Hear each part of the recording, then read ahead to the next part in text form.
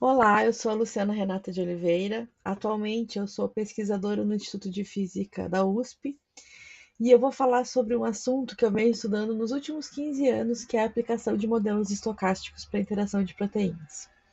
Eu gostaria muito de agradecer à organização do Congresso Brasileiro de Física pela oportunidade de compartilhar o meu trabalho aqui hoje. Eu acho essas iniciativas muito legais, muito importantes para que a gente possa se conhecer, né? Nós, pesquisadores, pesquisadoras, alunos, estudantes, professores e professoras. Então, muito obrigada à organização pela oportunidade de eu falar aqui hoje com vocês. Então, eu gostaria de começar me apresentando, né? Quem sou eu? Eu já falei meu nome, já falei onde eu estou atualmente, mas na verdade eu sou uma nômade por causa da pesquisa. Eu me formei em física e fiz a graduação e o mestrado na Universidade Federal de Santa Maria. Sou doutora em física pela Universidade de Bolonha, na Itália.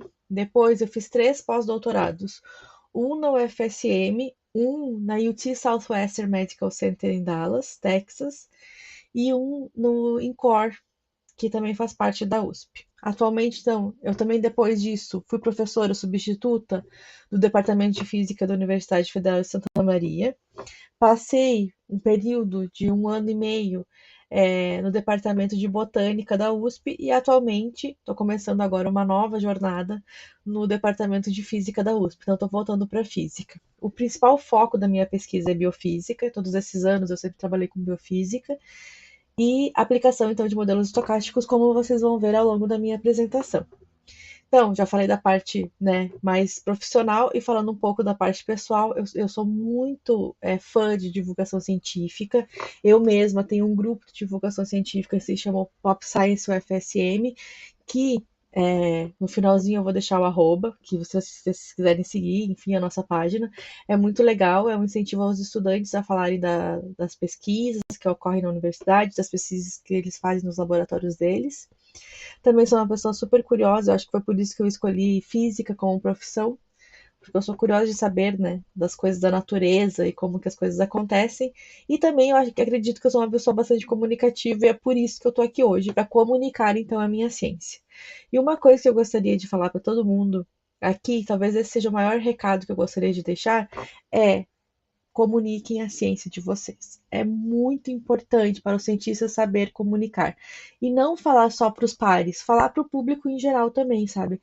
Aprender a simplificar os termos, aprender a passar a mensagem, porque não vai ser ruim você a fazer uma explicação que seja clara para todos.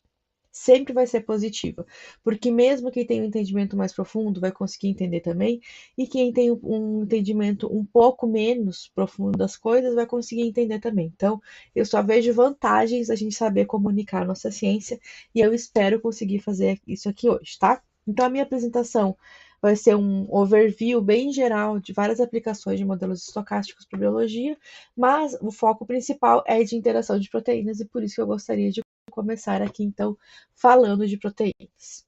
Não conheço o público que vai assistir essa palestra, então eu trouxe aqui uma revisão rápida, introdutória, do que são proteínas. As proteínas, elas são as estruturas fundamentais da vida.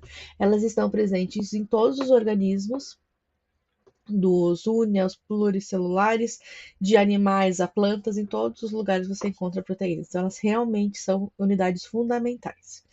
E ela é uma molécula, então, formada por uma cadeia de aminoácidos. Existem 20 aminoácidos e eles se combinam, então, aí de diferentes maneiras para formar as diferentes proteínas. E elas são únicas. Isso é muito interessante, porque esse dobramento das proteínas, né, a partir da sequência de aminoácidos, é relacionada com a sua função e elas têm funções únicas. E uma coisa bastante interessante é que essas proteínas, elas não, na sua maioria, elas não agem sozinhas, é sempre uma interação, uma comunicação, uma formação de agregado. Por isso que a interação das proteínas, e no próximo slide eu vou aprofundar um pouquinho mais nisso, são tão importantes. E as proteínas, então, elas participam de todos os processos celulares, de catálise, de enzimas, transporte, estrutura, sinalização, em todos os processos celulares, então elas são presentes. E o dogma fundamental das proteínas, então, é como que a partir da dupla fita de DNA a gente consegue chegar aí num polipeptídeo, né, formado aí pelos aminoácidos. Então, o processo de transcrição é passar a informação do DNA para o RNA mensageiro, e o processo de tradução é quando esse RNA mensageiro, a cada 3 bases, ela se transforma então em um aminoácido, tá bom? Então, esse processo aí que é chamado então da formação das proteínas. Por outro lado, uma outra informação importante, hoje é que eu não vou falar de estrutura, apesar de eu estar estudando bastante estrutura de proteínas também, mas eu vou falar de um nível um pouco mais global, que é de interação de proteínas. Elas têm 4 tipos de estrutura. Então, a estrutura primária é a sequência de aminoácidos. Então, como se fosse a fita com a sequência de aminoácidos. A estrutura secundária é quando ela começa a formar estrutura, né? Que pode ser uma alfa-hélice ou uma folha beta. A estrutura terciária é essa combinação, então, de alfa-hélices e folhas betas, que forma a cadeia polipeptídica, e a estrutura quaternária são as agregações das proteínas, porque elas dificilmente vai ser só uma estrutura única da proteína, e ela vai ter vários componentes, então, que se forma essa estrutura quaternária. Uma coisa que eu acho bastante interessante de comentar com vocês é que até pouco tempo atrás, a única maneira que a gente tinha de saber a estrutura das proteínas era através dos experimentos. Os experimentos são caros, são complicados. Isolar proteína não é uma coisa fácil. Tanto que a gente tem atualmente no banco de dados do PDB, que é Protein Data Bank, cerca de 70 mil estruturas de proteínas, tá? Resolvidas experimentalmente por técnicas de raio-x, ressonância magnética, enfim, todas essas técnicas, cryo-EM, para resolver estruturas de proteínas. Porém, com o advento, né, a evolução das técnicas de inteligência artificial, atualmente nós temos ferramentas como o AlphaFold. Não é o único, mas eu vou comentar o AlphaFold ou o Rosetta, que ganharam o Prêmio Nobel de Química de 2024 pelo desenvolvimento de ferramentas para a predição de estrutura tridimensional a partir da sequência de aminoácidos. Então, partindo da sequência de aminoácidos e chegando até a estrutura tridimensional ou até mesmo a estrutura quaternária, né, das proteínas. Então, isso é muito legal e é possível agora fazer inferência dessas estruturas não passando pelos experimentos. Obviamente, os experimentos são importantíssimos para a validação, porém a gente consegue já ter um direcionamento, enfim, uma ideia de como que são essas estruturas, e inclusive o meu trabalho atual é para estudo de estruturas tridimensionais através de modelos computacionais de inteligência artificial, tá? Então aqui é só um geralzão de proteínas para fazer uma introdução para vocês. Mas o tema do meu talk aqui, da minha apresentação de hoje, é sobre interação de proteínas. E por que elas são importantes? Eu acredito que vocês já estejam bastante convencidos que as proteínas são importantes, mas elas não fazem nada sozinhas. Eu falei isso para vocês antes, mas estou repetindo aqui, que a interação, então, proteica, ela é a base da complexidade celular. E aqui eu coloquei uma figura para vocês que mais tarde eu vou retomar de novo, que ela demonstra que, então, em uma célula, toda a cascada de eventos, por exemplo, aqui, com as proteínas de membrana, e aí as proteínas de sinalização, e depois, como elas são reabsorvidas pelo núcleo para fazer a transcrição. Então, todos esses processos da célula são responsabilidade das proteínas. E também, olhando para a célula do lado, ela também, conexão intracelular, também depende de algumas proteínas. Por que é importante, então, estudar a interação? Porque elas formam complexos e elas têm essas redes dinâmicas de interação. Elas não são óbvias, elas não são determinísticas, são vários motivos que vão levar elas a fazer diferentes processos celulares. E alterações nessas vias, então, estão ligadas como doenças como o câncer e o Alzheimer, que são muito estudados e são muito complicados. A gente não tem uma resposta única de bater o martelo e dizer é isso que está causando câncer, ou é isso que está causando Alzheimer, ou é isso que está causando Parkinson. Então, por isso que tem um interesse muito grande no estudo dessas redes de interação de proteínas, tá? Então, continuando aqui, uma outra coisa que eu gostaria que vocês tivessem em mente durante toda essa apresentação, muitas das figuras que eu vou mostrar para vocês são figuras estáticas, mas imaginem que dentro da célula esses processos são dinâmicos. E tem duas coisas que eu gostaria que vocês vissem nesse GIF aqui. Primeiro, que são os processos dinâmicos, olhando para as proteínas aqui de membrana, e também as proteínas intracelulares, os estímulos extracelulares também com proteínas, com ligantes, enfim, com várias coisas. Mas imaginem que essa célula, aqui tem a membrana celular, né? Essa célula, ela tá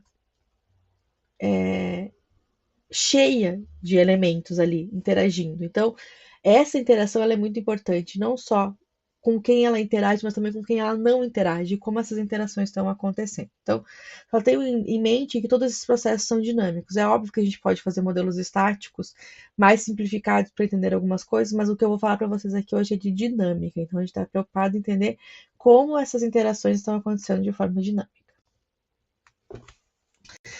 O outro tópico da minha apresentação, eu falei que eu ia falar de interação de proteínas e de modelos estocásticos. Por que então usar os modelos estocásticos? Porque os modelos estocásticos, eles capturam o comportamento probabilístico dos sistemas. No caso de sistemas biológicos, eles são totalmente probabilísticos.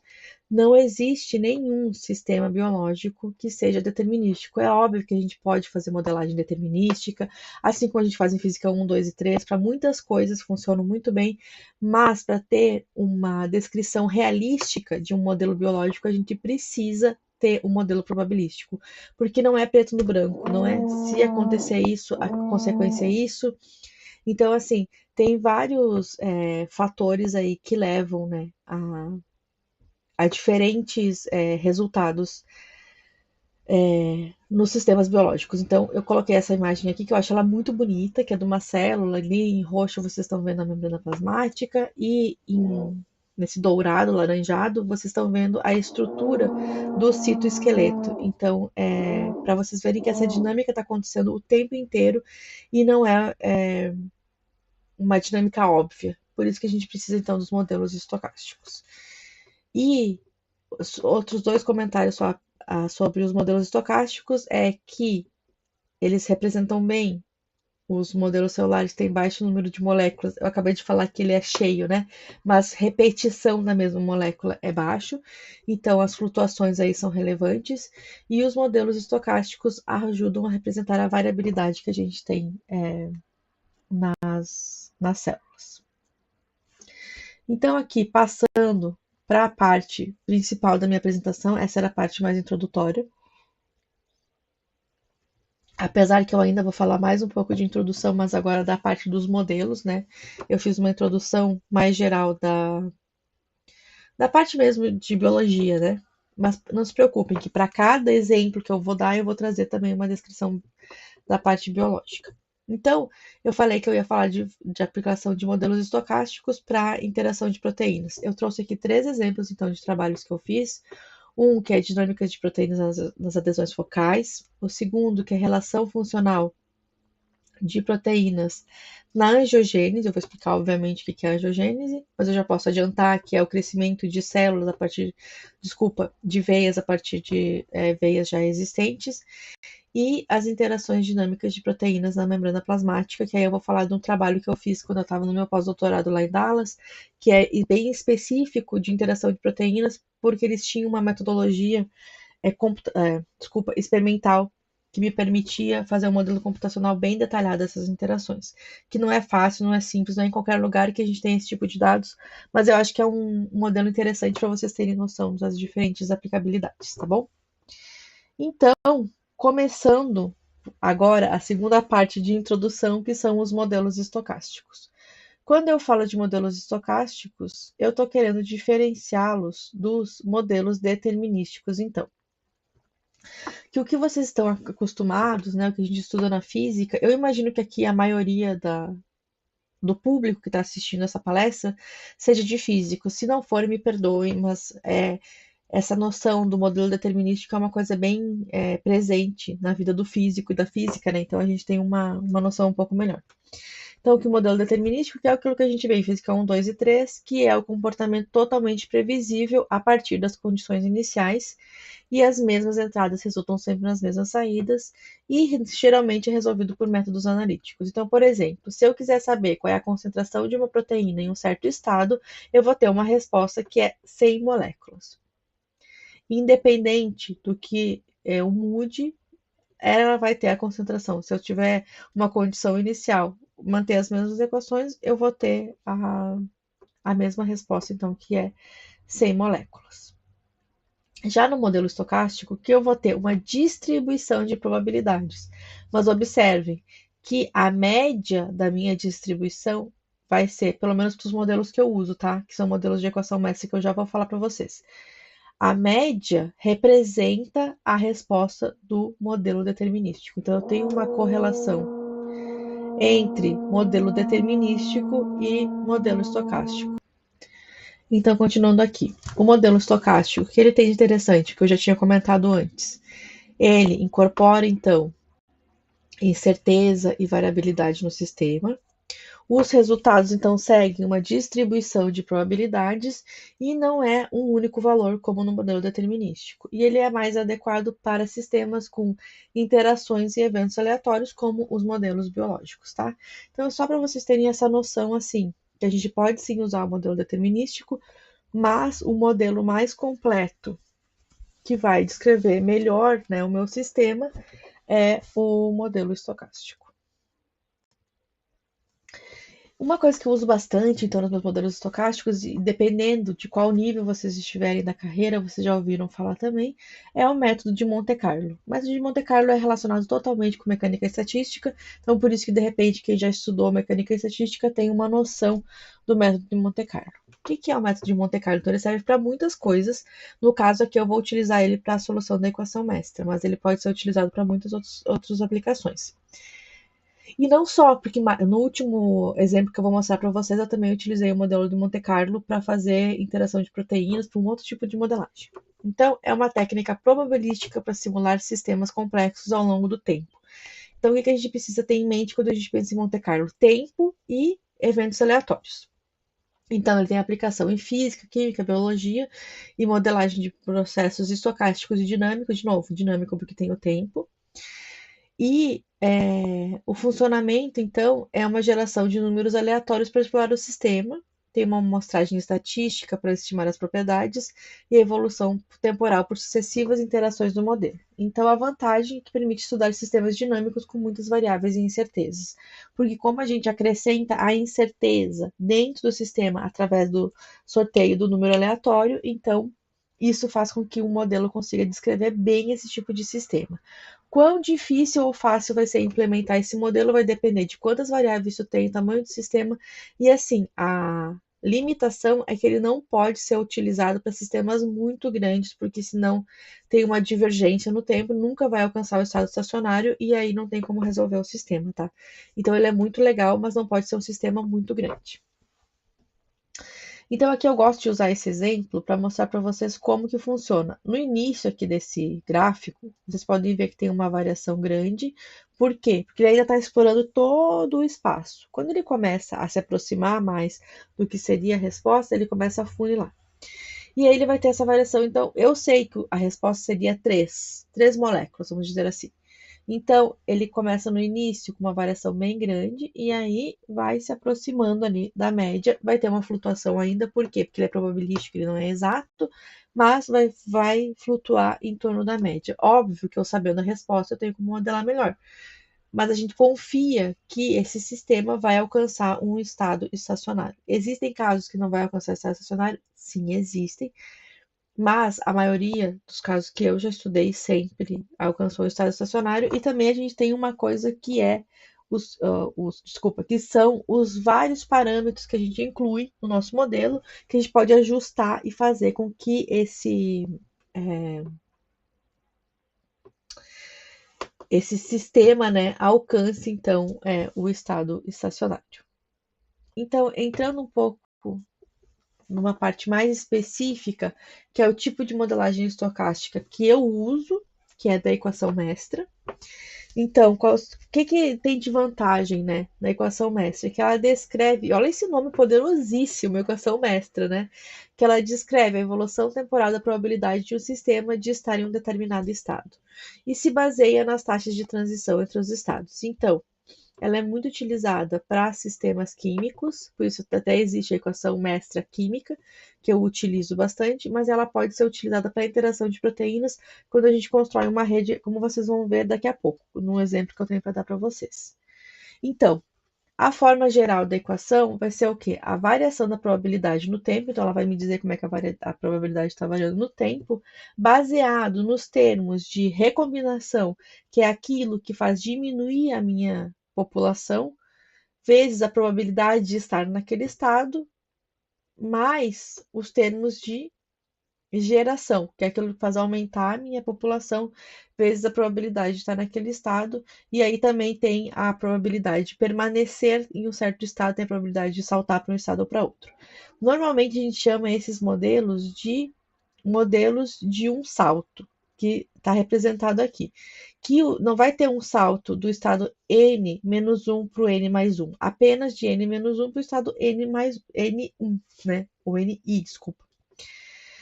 Então, quando eu estou aumentando aqui as minhas quantidades, eu tenho os estados que são G, e quando eu estou diminuindo essa quantidade, são os estados R. E eu coloquei um exemplo aqui só para vocês saberem que existe uma taxa de transição que eu chamei de Ka, de pular de um estado para o outro. E esse Ka, o estado G, então, vai ser o Ka vezes o estado anterior, porque eu vou ter que ver a população que eu tenho no estado anterior para ir para o meu estado atual. Quando tem a diminuição, tem uma taxa que eu chamei de KB, vezes o estado atual. Então, se eu estou no meu estado atual, eu vou diminuir eu tenho que ver a população que eu tenho nesse estado para ter a possibilidade. Porque se eu não tenho ninguém nesse estado, não tem como eu pular para o outro. Espero que tenha feito sentido para vocês. Seria mais fácil se eu estivesse fazendo essa apresentação ao vivo, né? Mas assim, o combinado é que eu vou estar no chat. Então, se vocês tiverem dúvida sobre alguma coisa, vocês podem ir perguntando à vontade no chat, tá bom? Então, continuando aqui.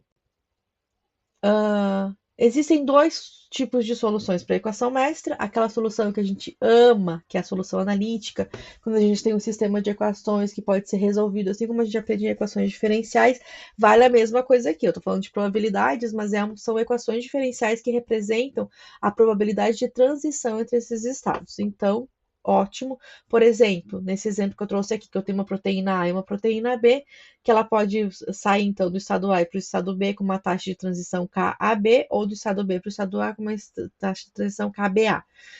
Então, nesse caso, eu tenho uma solução analítica. Inclusive, eu vou mostrar para vocês no meu primeiro exemplo a solução analítica para um sistema como esse.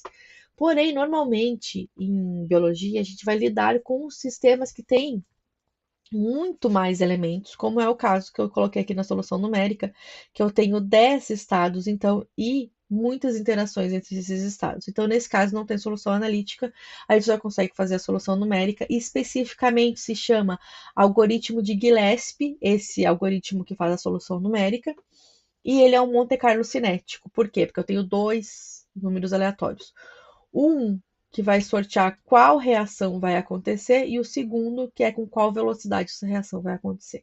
Então, os espaços de tempo eles não são iguais, eles dependem das taxas de transição, por isso que se chama Monte Carlo cinético, tá bom? Gente, de novo, se vocês ficarem com qualquer dúvida, vocês podem me escrever no chat, eu vou deixar meu e-mail, meu contato no final, falem comigo, porque a ideia aqui é trazer uma introdução, né, sobre todos esses sistemas, mas que vocês fiquem animados para trabalhar com esse tipo de coisa. Então, se vocês tiverem dúvida, quiserem literatura, quiserem discutir comigo, me escrevam no chat, eu vou ter o maior prazer de poder discutir isso com vocês, tá bom? Então, agora aqui eu encerro a parte de introdução, depois de 24 minutos, sim, longa introdução, porque, na verdade, eu acho que essa é a parte mais interessante, que vocês tenham uma ideia que existem essas metodologias que a gente pode aplicar, e agora eu vou trazer os sistemas, então, de aplicação, tá bom? Então, indo para o tema principal da minha palestra, que é a aplicação de modelos estocásticos para a interação de proteínas. Então, a gente vai começar falando, lá atrás eu fiz um sumário para vocês, que o primeiro exemplo que eu ia trazer era da dinâmica de proteínas nas adesões focais. Por que eu trouxe esse exemplo primeiro? Porque, apesar de eu estar falando de dinâmica de proteínas, nesse caso eu vou olhar uma proteína por vez, porque os dados experimentais que eu tinha eram baseados em uma proteína por vez. Mesmo assim, eu fui capaz de fazer um modelo estocástico para descrever essas interações dessas proteínas indiretamente. Eu estou olhando uma só por vez, mas eu vejo o efeito das outras proteínas na dinâmica dessa proteína, tá bom? Então, só trazendo um pouco do contexto biológico, eu não sei quanto que vocês conhecem de adesões focais. Eu, sinceramente, antes de trabalhar com isso, eu não conhecia também. Esse foi um trabalho que eu desenvolvi enquanto eu estava no INCOR. Por quê? Porque esse tipo de sistema, mecânica das células, adesões focais, vocês podem imaginar que são muito importantes para as células cardíacas. O INCOR é o Instituto do Coração, então por isso que eu fiz esse estudo lá com eles, tá bom? Então, o que são as adesões focais? São complexos multiproteicos que conectam a célula à matriz extracelular. Então, eu fiz um desenho aqui, que essa é uma célula não aderida, ela começa a sentir algum estímulo, e esses processos são todos reversíveis, tá bom? Ela começa a sentir algum estímulo da matriz extracelular e ela faz essas ventosas, como eu gosto de chamar, de conexão. E essas ventosas, elas acontecem através da proteína integrina, que é essa proteína aqui de membrana, tá? Na verdade, ela é de transmembrana, porque ela tem um pedaço interno e um pedaço externo. Então, ela se liga na matriz celular e começa toda uma sinalização. Isso aqui não é canônico, não se sabe se realmente vem de fora para. Quer dizer, pode acontecer dois motivos, né? Tanto de fora para dentro quanto de dentro para fora, essa interação com a matriz celular. E aí tem um conjunto de proteínas, então, desse complexo que vem aqui interagir, tá bom? Como eu falei, ela é importante para células cardíacas, por causa da mecânica mesmo da célula, mas também ela é importante em outros processos, como de migração celular, e também permite a geração da força necessária, então, para o deslocamento celular. E a relevância também que ela tem, por que é interessante estudar essas adesões focais? Porque ela tem relevância no câncer, porque as alterações nas adesões focais elas impactam na invasão tumoral e na metástase, e a sinalização desregulada pode promover sobrevivência e proliferação de células cancerígenas, tá? Esse trabalho foi apenas publicado esse ano de 2025, então se vocês tiverem interesse também, falem comigo, eu posso mandar para vocês o meu trabalho original, já está publicado. Então, todos os trabalhos que eu vou falar aqui hoje, na verdade, são trabalhos que já foram publicados, então a gente pode pensar e discutir sobre as coisas. Então, o que vai acontecer, né? Eu vou fazer aqui com vocês a aplicação, né, da dinâmica das adesões focais, mas num contexto específico, que é da mecanotransdução, que é a capacidade das células de detectar e responder a estímulos mecânicos reguladas por mecanosensores, que são as proteínas que realmente se modificam por causa do estímulo mecânico, e das proteínas de sinalização mecânica, que são as proteínas que têm uma interação bioquímica.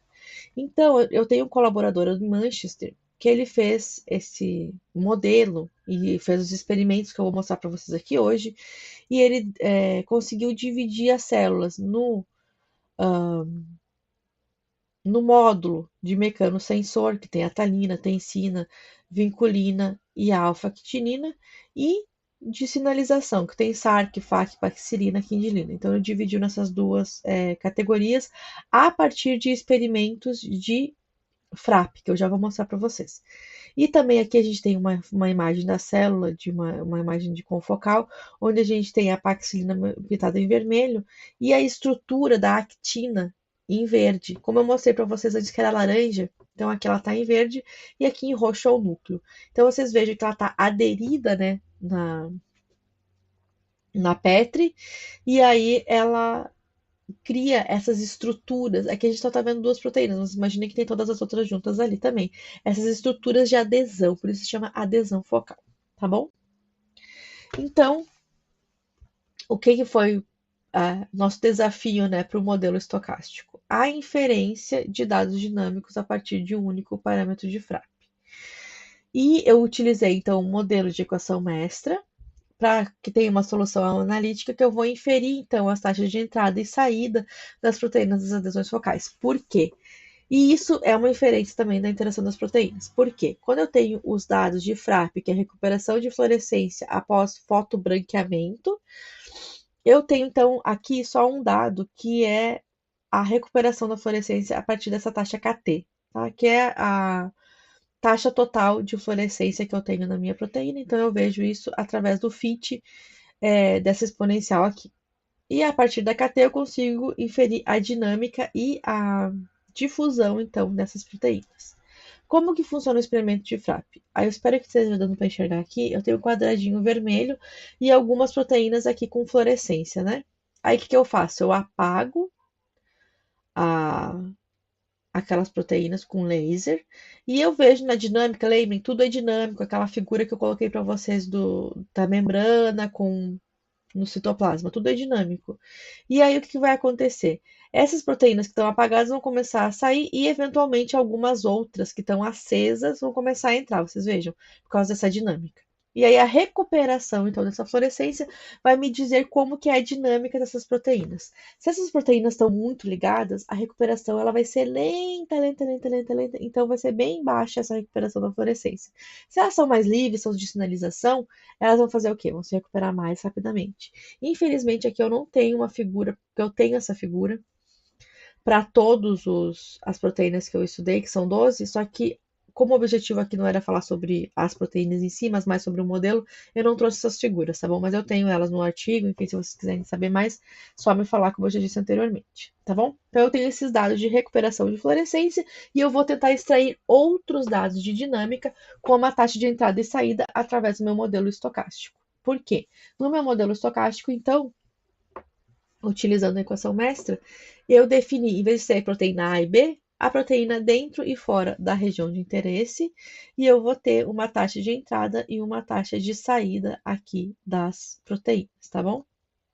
A partir disso, eu escrevo as equações diferenciais, né? Que vai dar, então, a variação da probabilidade de ocupação das proteínas dentro e fora, e eu vou ter uma taxa de entrada que é K'in e uma taxa de saída que é Kout. Esses dois são os parâmetros que eu quero determinar, então, a partir do meu modelo. E aí, eu vou utilizar a equação mestra, como eu mostrei para vocês antes, com os saltos, né, só de um degrau aqui.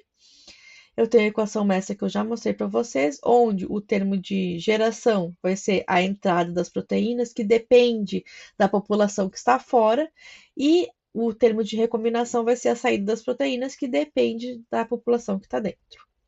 Como eu falei para vocês, essa equação ela tem uma solução analítica. Desculpa, gente, eu não posso ficar aqui explicando cada termo da solução analítica, mas vocês entendam que eu vou ter, então, a população da proteína em cada tempo, que depende da população inicial, e de uma combinação exponencial aqui dos termos de entrada e saída. E é mais ou menos isso, né? Não tem muito que eu possa explicar nesse momento, mas essa solução é uma solução conhecida. Vocês podem pesquisar, vocês podem me perguntar, enfim, não é uma solução nova, não fui eu que solucionei, isso daqui já existe. O que eu fiz foi utilizar essa solução analítica para então determinar K'in e Kout. Isso sim, isso fui eu que propus, tá bom? Então, só retomando, o meu modelo biológico é aquele da interação das proteínas nas adesões focais. Eu tenho esse vídeo aqui para mostrar para vocês como foi feito os experimentos. Então, eu tenho 12 proteínas, que vai desde uma mais ligada, que é a tensina, até a mais solta, que é a zixina. Deixa eu ver se eu dar play de novo, ele vai de novo, vai. E aí, a observação, então, dessas recuperação das proteínas. Vamos olhar, por exemplo, o FAC tá aqui embaixo. Vamos olhar o P130K aqui, tá? Vamos olhar esse aqui. Apaga e veja como a recuperação é rapidíssima dele.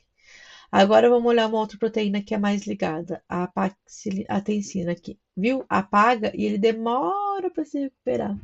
Então, tem essas diferenças nas dinâmicas aí dessas proteínas, tá bom? E aí eu vou então agora descrever cada uma delas a partir do meu modelo estocástico e entender como que essa dinâmica está acontecendo individualmente nas proteínas, mas como que está representando a ligação delas com as outras proteínas, porque, de novo, eu estou interessada em interação. Então, o que eu tenho aqui são os dados experimentais, e aqui em verde é a minha solução analítica. E aí vocês podem se perguntar se é uma solução analítica, como é que tem desvio? Porque eu tenho vários experimentos, então para cada experimento eu tenho uma solução analítica, por isso que eu tenho um desvio. E vocês podem ver que o meu modelo está fitando perfeitamente os dados experimentais, tá bom? Eu não vou mostrar aqui para vocês todos, eu só estou mostrando aqui para vocês a tarina, que é uma proteína bastante ligada. Eu vou ter que dar uma acelerada, gente, porque eu já estou em 35 minutos aqui da apresentação e eu tenho bastante coisa para falar ainda. Então, o que foi o resultado? Para as 12 proteínas, desde a tencina, que é a mais ligada, até a zixina, que é a mais solta, eu tinha já os dados em azul, que é o que me dá de resultado do FRAP, que é o KT, e eu inferi, então, as taxas de entrada e saída. O que eu queria que vocês observassem? Que, para as proteínas que são mais ligadas, como tencina, tarina e até mesmo vinculina, primeiro que tencina e tarina, as taxas de entrada e saída são praticamente iguais. Aí, com a vinculina, começa a separar um pouco mais, mas mais ou menos aqui, a gente tem um comportamento muito similar entre todas as taxas de entrada das proteínas, porque a taxa de entrada só depende de quanta proteína eu tenho fora, como ela está interagindo fora, mas não como ela está interagindo dentro da minha adesão focal. E uma coisa que eu esqueci de falar, esse experimento ele é bem específico para adesão focal, para a interação, então, dessas proteínas dentro da adesão focal. Então, já para as proteínas mais soltas, né, como VASP, FAC e zixina, a taxa de saída ela é muito maior. Por quê? Porque a taxa de permanência, o tempo de permanência delas dentro da adesão focal é menor, porque elas só entram e saem, interagem e saem. Já para aquelas que são mais ligadas, o K-out ele é menor. Então, o que eu cheguei à conclusão aqui com vocês? Que o K-out que determina a interação dessas proteínas. Eu já sabia disso de antemão, mas eu consegui provar isso com o meu modelo. Também eu tenho uma segunda parte que é de interação dessas proteínas, mas eu não trouxe aqui hoje porque não ia dar tempo de eu falar das outras coisas que eu quero falar. Então, quem tiver interesse também pode me procurar, enfim, eu posso falar um pouco mais dessas interações, tá bom? Então, só as conclusões rapidamente dessa primeira parte das adesões focais, que nós desenvolvemos um modelo estocástico, então, capaz de prever K-in e K-out. Com apenas esses dois parâmetros, a gente consegue distinguir diferentes proteínas de adesão focal entre estruturais, intermediárias e sinalizadoras. K-out é o principal determinante da dinâmica, e um menor valor significa uma maior interação, e o modelo capta, então, transição de interações mecânicas mais lentas para interações bioquímicas mais rápidas, tá bom? Então, vamos falar do segundo modelo, e esse eu vou falar rapidamente, só deixa eu tomar um pouco d'água. Que eu vou tentar falar tudo aqui em 1 hora, tá? Bom, então agora a gente vai falar da relação funcional de proteínas na angiogênese. O que é a angiogênese, gente? É o processo de criação de novos vasos sanguíneos a partir de vasos pré-existentes. Então, aqui nessa figura está mostrando como que, por exemplo, em um estado tumoral, ele vai mandar um estímulo para as veias para fazer uma ramificação, uma conexão, para que ele tenha mais acesso a oxigênio e a nutrientes, tá bom? Então, eu tenho esse estímulo, em algum momento uma célula vai se transformar em célula TIP, que é uma célula de ponta, e esse processo também é totalmente probabilístico, tá bom? Tá acontecendo várias alterações lá dentro até que aconteça uma sinalização que, ok, ela vai virar célula TIP, e eu vou tentar demonstrar isso para vocês daqui a pouco na rede de interação. E aí vai começar a se formar então essa nova veia com ramificação, depois eventualmente vão ter outras células TIP, né, que vão levar para outros lugares, e a gente vai ter as células de tronco, as células de stalk aqui atrás, tá bom? Qual é a importância biológica então desse processo? Ele é essencial para a cicatrização de feridas e fundamental no desenvolvimento embrionário. E também contribui para o crescimento celular. Aí para os marombas, ó, ele contribui para o desenvolvimento muscular. E qual é a relevância patológica? Ele favorece a proliferação de tumores ao fornecer nutrientes e oxigênio, tá? Então, qual é o contexto biológico do que eu vou estudar aqui com vocês hoje? É a diferenciação entre célula de ponta e célula de caule. A célula de ponta é aquela célula que é localizada nessa figura que dá para ver bem na localização, no brotamento celular, então na frente do brotamento, ela define a direção, o crescimento e a extensão da angiogênese. A célula de caule é responsável pela proliferação e alongamento do novo vaso e forma o lúmen e conecta a nova estrutura à circulação. E aqui, se vocês lembram, lá no início da apresentação, eu mostrei para vocês essa figura dessa rede de interação de angiogênese e também da conexão entre a célula de ponta e a célula de caule. E vocês podem ver que, para a diferenciação em célula de ponta, a gente tem muito mais complexidade aqui também, tá bom? Então, qual é a proposta aqui? Ter um modelo estocástico para entender as interações de proteínas relacionadas com a angiogênese e, com o modelo de equação mestre, determinar as relações entre as proteínas e a evolução temporal de cada uma das proteínas, tá bom? Então, eu vou construir com vocês aqui uma rede de interação através. Como que eu faço isso? Através de dados experimentais, dados da literatura, de bancos de dados como o String, o KEGG e o Target Explorer. Esse modelo específico foi feito por uma aluna minha da UFSM, ela ainda está trabalhando nele. A gente está já escrevendo o artigo, enfim, e ela também usa modelo lógico, mas como hoje aqui eu estou falando para você só de modelos estocásticos, eu só trouxe a parte que me interessa mais, que é do modelo estocástico. Então, eu tenho uma rede de interação simplificada aqui, onde eu tenho dois inputs, que são os ligantes VEGF, Vascular Endothelial Growth Factor, e FGF, que é Fibroblast Growth Factor. E aí eu tenho, então, aqui dentro 7 proteínas interagindo, duas que são relacionadas aqui principalmente com as células TIP, e 5 que são relacionadas com as células células de ponta e células de caule. E aí vocês podem ver que tem interações que são positivas de ativação, que são as flechas verdes, e as flechas vermelhas aqui com a ponta cortada, né, a ponta de martelo, são de inibição. Então, vocês vejam que mesmo para um sistema simples, que envolve apenas 11 proteínas, a gente tem bastante complexidade aqui de interação, tá? Então, indo para a parte do modelo, a gente vai ter um modelo de equação mestre, que eu sempre começo escrevendo as equações diferenciais. Nesse caso aqui, eu tenho 7 equações diferenciais que são para 7 proteínas aqui centrais, porque eu não preciso escrever equação para input e nem para o output, porque o output vai ser relacionado com as proteínas que têm relação com eles, tá? Então, o que acontece? Sempre que tem uma ativação ou uma inibição, eu vou ter um ativador ou um inibidor, né, que vai estar agindo em alguma proteína. Por exemplo, para o VEGF-R1, eu sei que está bem pequenininho, mas eu sei que ele está aqui. Então, ele é ativado por quem? Pelo VEGF. Então, eu vou ter uma taxa de ativação, que eu chamei de KV1, entre o VEGF e VEGF-R1. Ele é inibido por DLL4. Então, ele vai depender da concentração de DLL4 e quanto que eu tenho de VEGF-R1, e ele tem uma taxa aqui de transição que eu chamei de D1. E ele é ativado também pelo NICD, cadê agora? Tá aqui. Então, ele é ativado também pelo NICD, por isso que tem essa interação. E assim sucessivamente para cada uma das proteínas que eu tenho na minha rede, tá bom? E eu vou usar essas equações aqui, então, para ter a solução da minha Master Equation. Eu não escrevi a Master Equation aqui, mas vocês imaginem que para cada um desses termos eu vou ver o que é positivo e negativo, e elas estão uma grande equação diferencial que relaciona todos esses termos, tá bom? Aqui, assim, também corrido hoje, até porque eu gastei bastante tempo na introdução, mas, de novo, qualquer dúvida que vocês tenham, me procure que a gente pode conversar e eu posso aprofundar mais o assunto com vocês. O que é o meu objetivo, então?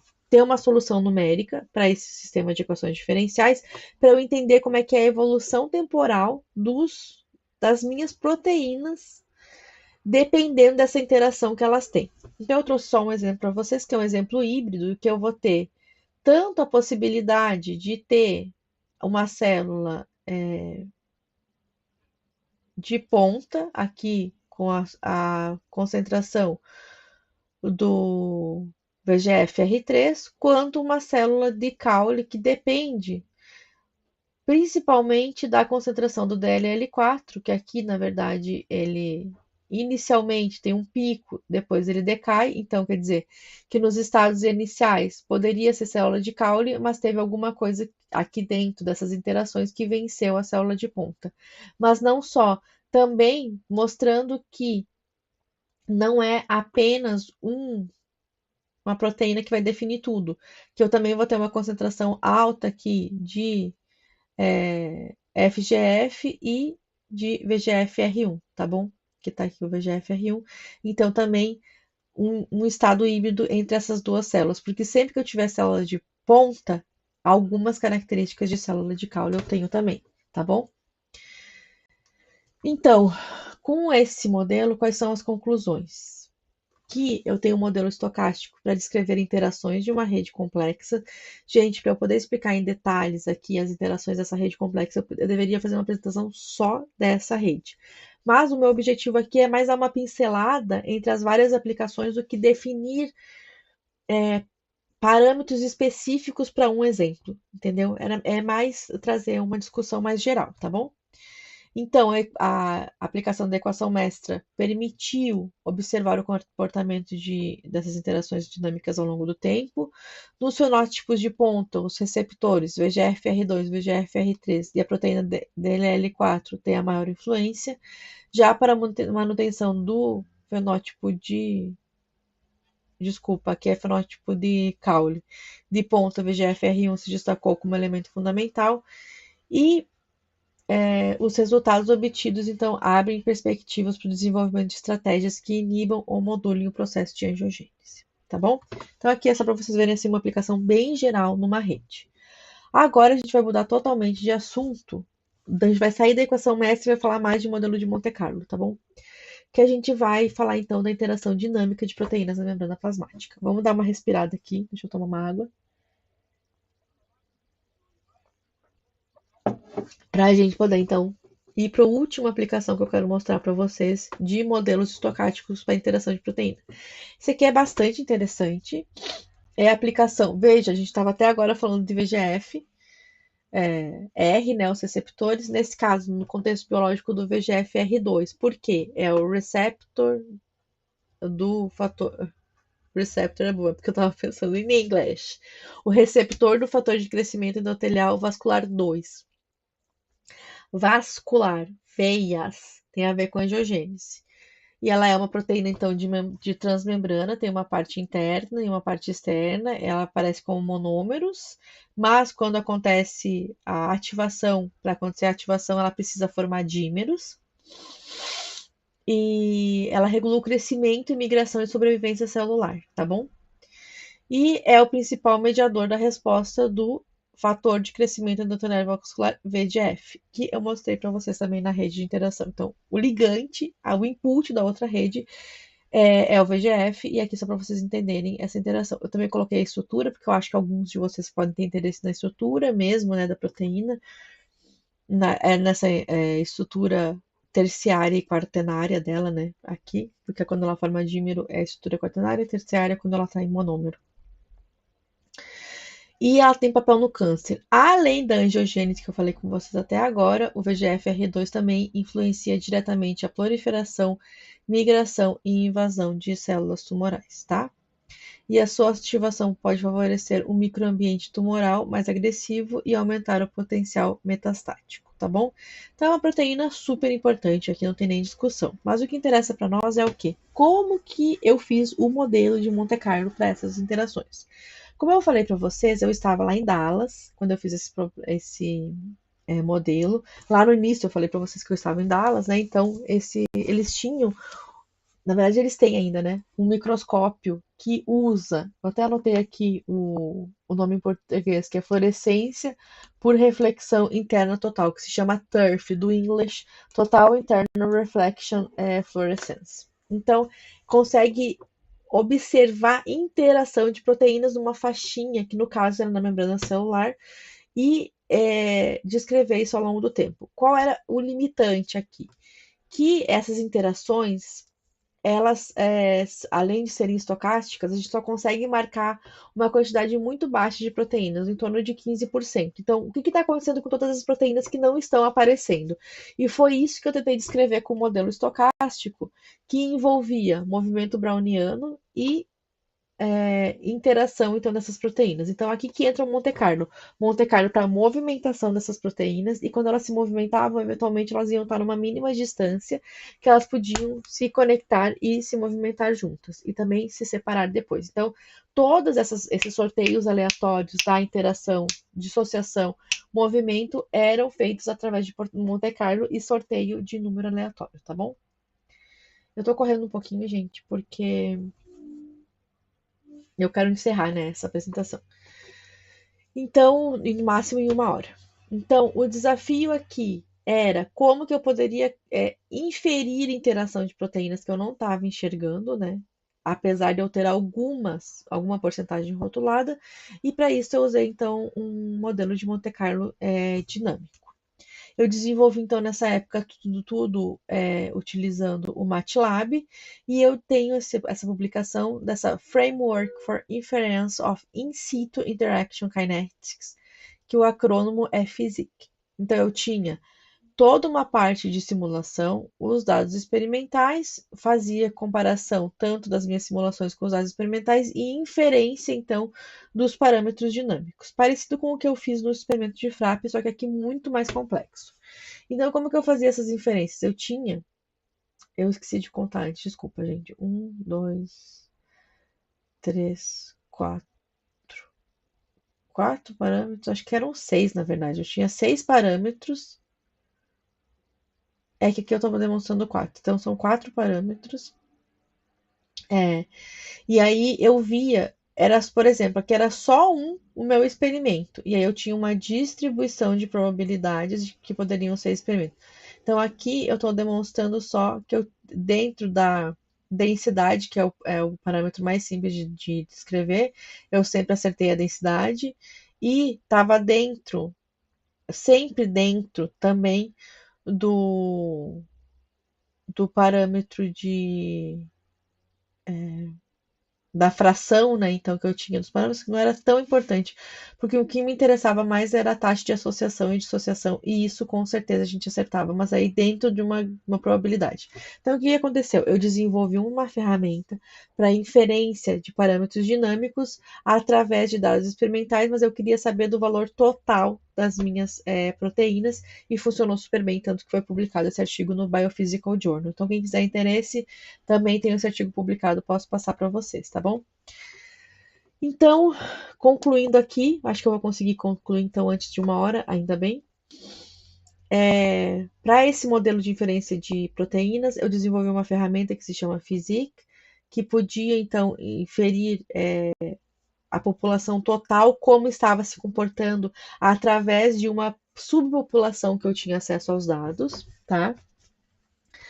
Então, e ao generalizar a fração marcada, para a fração observada, a física também lida com problemas de maturação incompleta do fluoróforos ou fotoconversão, então lidando com vários problemas aí experimentais, tá? Por isso que é interessante que quando a gente faz um modelo apenas teórico, tudo funciona muito bem. Mas quando a gente tem dados experimentais, a gente tem algumas limitações que a gente precisa levar em consideração. Então, o PhysIC possibilita a estimativa de taxas de interação molecular em ambiente celular nativo, aproveitando todo o potencial espacial e temporal das imagens de molécula única em células vivas. Então, a gente conseguiu, sim, inferir parâmetros através dos dados experimentais, tá bom? Então, eu tenho muito orgulho desse trabalho, é um trabalho muito legal, e por trás tem toda essa dinâmica de proteínas com interação de Monte Carlo, e inclusive agora eu vou começar um novo projeto utilizando esse tipo de interação, porque elas são modelos muito amplos, tá? Então, assim, só para encerrar aqui, gostaria de te agradecer, né? Muito obrigada pela oportunidade, mais uma vez, aos organizadores do evento, de me deixar falar aqui. O que eu gostaria de deixar de recados para vocês, assim, sabe, o take home message. Primeiro, existem muitos modelos de interação de proteínas, muitos mesmo. Aqui eu trouxe para vocês uma abordagem, que é através de modelos estocásticos. Segundo, fazer ciência interdisciplinar é muito legal. sabe? A gente poder aplicar aquilo que a gente tem da física em outras áreas é muito interessante, abre a mente da gente mesmo. Desculpa. Eu trabalhei com físicos, com médicos, com pessoal da computação, com químicos, com biomédicos, com biólogos. Então, assim, muitas interações eu tenho mesmo. Eu acho isso muito legal, sabe? Essa construção da ciência coletiva. Outra coisa, comunicação científica é muito importante. Então, pense em como comunicar a ciência de vocês. Eu espero que eu tenha feito um bom trabalho hoje aqui comunicando o meu trabalho. E aí, só para encerrar, meu e-mail é o meu nome, Luciana Renata de Oliveira, é comprido, é difícil, @gmail.com. O meu Instagram é Luciana de Oliveira PhD, porque eu sou PhD em física, então PhD. E o meu grupo de divulgação é o Pop Science UFSM. Ai, gente, acho que tá errado aqui. É Ciência Pop UFSM. Então, me perdoem. Agora que eu tava pensando que eu acho que o arroba é Ciência Pop UFSM, é porque antes era Pop Science, a gente mudou de nome. É Ciência Pop UFSM. Vamos, né? Deixa eu só ver aqui se tem como. Não, eu achei que tinha como eu corrigir aqui, não vai ter como. Então, Ciência Pop UFSM, tá bom? Muito obrigada pela oportunidade. Espero que tenha sido útil essa conversa aqui hoje. Espero vocês nos comentários, nos e-mails, no Instagram. Me procurem por aí, vamos conversar, vamos falar de ciência, vamos fazer ciência de verdade, tá bom? Obrigada, gente. Um beijo. Tchau.